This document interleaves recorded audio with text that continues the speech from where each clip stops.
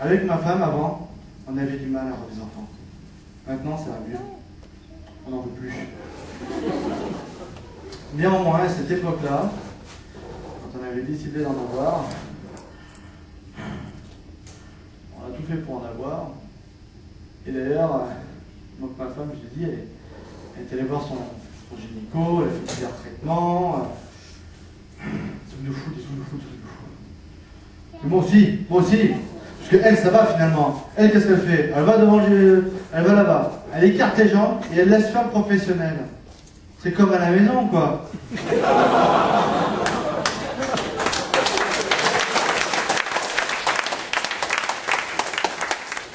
Merci, messieurs. Normal. On respecte un peu le travail.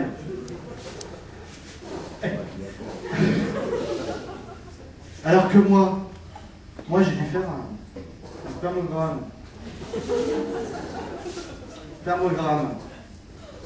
Alors ouais, je sais, il y en a qui disent c'est un peu comme à la maison. Non, non, c'est pas comme faire l'amour. C'est pas comme faire l'amour. C'est pire.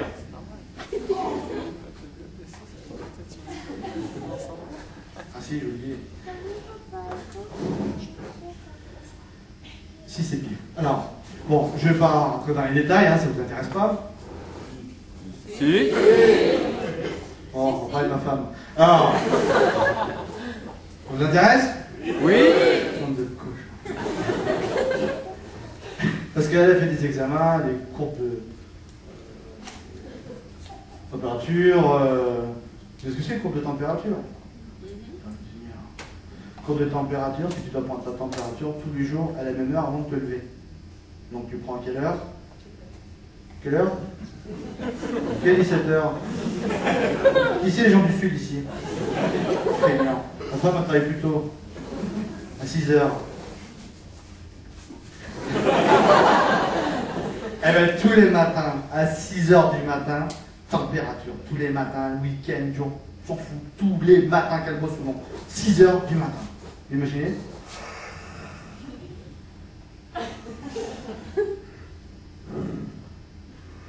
Je l'ai bu où hier? Tant pis.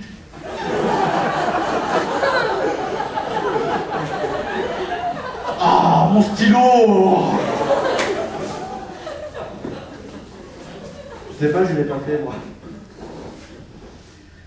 Bon, d'accord, moi j'ai fait le spermogramme, c'est pas beaucoup mieux.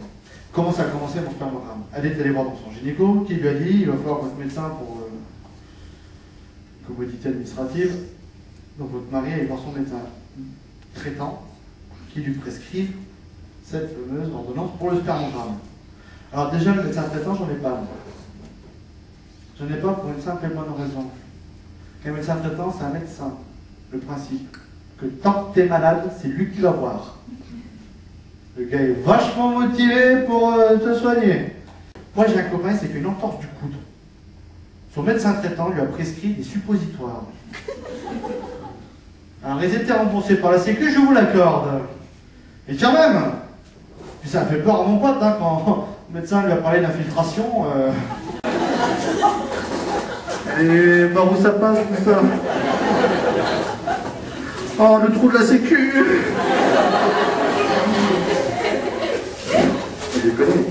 Donc je suis allé voir un médecin qui n'était pas traitant. Il m'a coûté plus cher mais je m'en fous.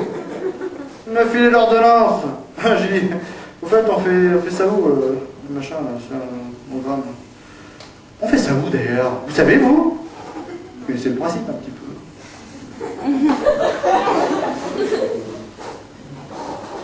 Eh ben c'est même pas dans un pipe chaud. Non. C'est dans un laboratoire d'analyse. Vous savez, le même qui fait les prises de sang. Ça met en confiance. Vous savez comment ils prennent le sang? Qui sait comment ils prennent le sperme? J'ai quand même... j'ai fait un appel anonyme pour savoir si le prélevé pareil d'abord avant d'y aller. Après j'ai fait un deuxième appel, j'ai pris rendez-vous, j'ai dit bon je prends rendez-vous le matin. J'attends tranquillement. Moi je viens pour un spermogramme, alors je fais la queue. C'est facile.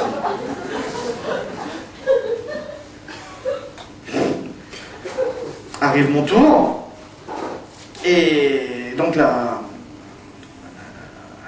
personne qui s'occupe de la guichetière, ou je sais pas comment on appelle ça, la préleveuse, j'en sais rien comment on appelle ça. Personne ne demande jamais ce que c'est ça. Donc la guichetière préleveuse, je sais pas comment on dit, hein. Donc elle me dit bonsoir monsieur, vous êtes là pourquoi? Bah, je suis. Et puis à côté de moi, une petite vieille qui me regarde. Je dis, plus proche que moi, sa main dans ma poche, si vous voulez. Je décale un peu, je dis non, elle était là devant la dame. Non, elle est toujours là, la dame. Disons que je suis là pour un.